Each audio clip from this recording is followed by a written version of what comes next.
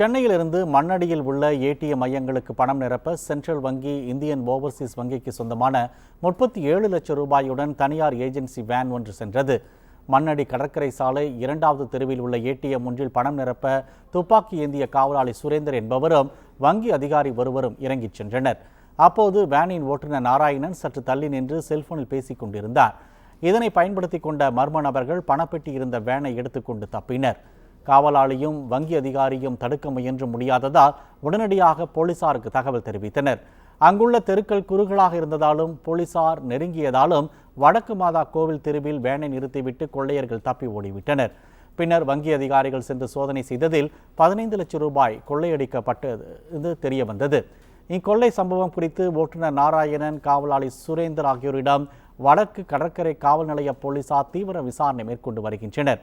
மேலும் கொள்ளை நிகழ்ந்த பகுதிகளில் பொருத்தப்பட்டுள்ள கண்காணிப்பு கேமராக்களில் பதிவான காட்சிகளையும் போலீசார் ஆய்வு செய்து வருகின்றனர்.